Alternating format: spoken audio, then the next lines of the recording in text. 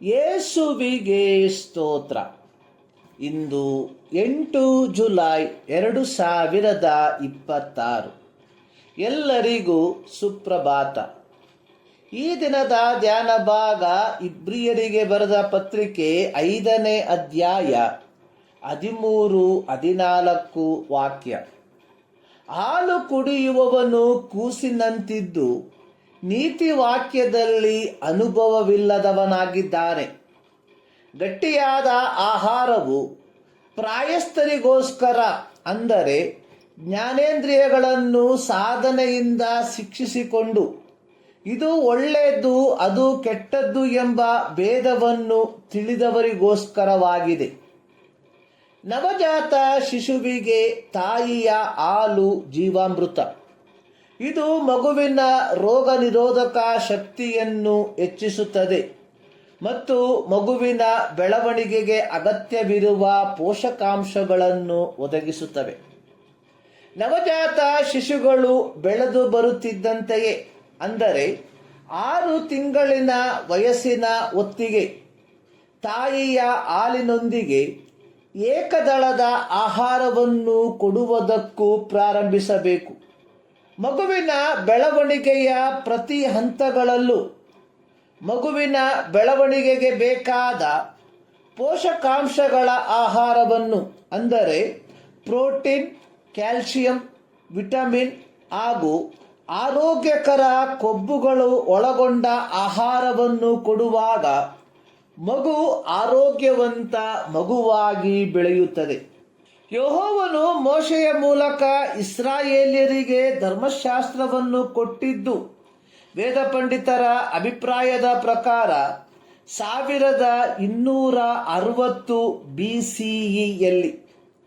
ಇಬ್ರಿಯ ಗ್ರಂಥಕರ್ತವು ಪತ್ರಿಕೆಯನ್ನು ಬರೆದದ್ದು AD 95 ಕಾಲಘಟ್ಟಗಳಲ್ಲಿ, ಅಂದರೆ ಯೇಸು ಕ್ರಿಸ್ತನ ಜನನಕ್ಕಿಂತ 1260 ವರ್ಷಗಳ ಮುಂಚೆ ಕೊಡಲ್ಪಟ್ಟ ಧರ್ಮಶಾಸ್ತ್ರವನ್ನು ಆ ಕಾಲದ ಯಹೂದ್ಯರಾಗಲಿ, ಯೇಸುವಿನ ಐಹಿಕ ಜನನದ ನಂತರದ ಕಾಲಘಟ್ಟಗಳಲ್ಲಿ ಜೀವಿಸಿದ್ದ ಯಹೂದ್ಯರಾಗಲಿ ಸರಿಯಾಗಿ ವ್ಯಾಖ್ಯಾನಿಸದೆ ಅಥವಾ ಧರ್ಮಶಾಸ್ತ್ರದಲ್ಲಿ ಬರೆಯಲ್ಪಟ್ಟಿರುವುದನ್ನು ಅದರ ನಿಜಸ್ಥಿತಿಯಲ್ಲಿ ಗ್ರಹಿಸಿಕೊಳ್ಳದೆ ಅಥವಾ ವಾಸ್ತವಿಕತೆಯಲ್ಲಿ ಗ್ರಹಿಸಿಕೊಳ್ಳದೆ ಅಕ್ಷರಿಕವಾದ ಸಾಮ್ರಾಜ್ಯದ ಹಗಲುಗನಸನ್ನು ಕಾಣುವವರಾಗಿದ್ದರು.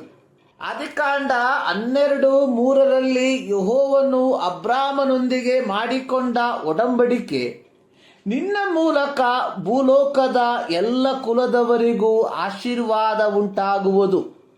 ಪೇತ್ರನು ಯಹೂದ್ಯರ ಸಭಾಮಂದಿರದಲ್ಲಿ ಯೇಸುವಿನ ವಿಷಯದಲ್ಲಿ ಉಪನ್ಯಾಸ ಮಾಡುತ್ತಿರುವಾಗ ಅಪೊಸ್ತಲರ ಕೃತ್ಯ 3ನೇ ಅಧ್ಯಾಯದ 25-26 ವಾಕ್ಯದಲ್ಲಿ ಹೇಳಿರುವಂಥದ್ದು, ಆತನು ಅಬ್ರಹಾಮನಿಗೆ, ನಿನ್ನ ಸಂತತಿಯ ಮೂಲಕ ಭೂಲೋಕದ ಎಲ್ಲ ಕುಲದವರಿಗೂ ಆಶೀರ್ವಾದ ಉಂಟಾಗುವುದು ಎಂದು ಹೇಳಿ ಆ ಒಡಂಬಡಿಕೆಯನ್ನು ಮಾಡಿಕೊಂಡನಲ್ಲ.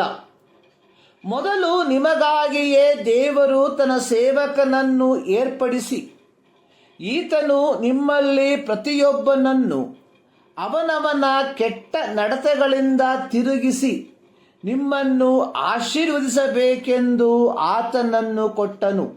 ಯೆಹೋವನು ಅಥವಾ ದೇವರು ಉದ್ದೇಶಿಸಿದ್ದು ಯಹೂದ್ಯರು ಒಂದು ಪರಿಶುದ್ಧ ಜನಾಂಗವಾಗಿ ವಾಸಿಸಿ ಅವರು ಇಡೀ ಜಗತ್ತಿಗೆ ದೇವರ ಕುರಿತಾಗಿ ಕಲಿಸುವವರು ಆಗಿರಬೇಕು ಎಂಬುದಾಗಿ ಆಗಿತ್ತು. ಆದರೆ ಯಹೂದ್ಯರು ಜಗತ್ತಿಗೆ ದೇವರ ಬಗ್ಗೆ ತಿಳಿಸುವ ತಮ್ಮ ದೌತ್ಯವನ್ನು ನಿರ್ಲಕ್ಷಿಸಿದರು. ಅವರು ಹಳೆಯ ಒಡಂಬಡಿಕೆಯ ಪ್ರವಾದನೆಯನ್ನು ಅಕ್ಷರಿಕವಾದ ಪೂರ್ತೀಕರಣಕ್ಕಾಗಿ ನೋಡುವವರಾದರೂ ವಿನಃ ಸುವಾರ್ತೆಗಳಲ್ಲಿ ಬರೆಯಲ್ಪಟ್ಟ ನೀತಿ ವಾಕ್ಯಗಳಲ್ಲಿ ಅನುಭವವಿಲ್ಲದವರಾದರು ಅಥವಾ ಮಸೀಯನನ್ನು ನಂಬದವರಾದರು.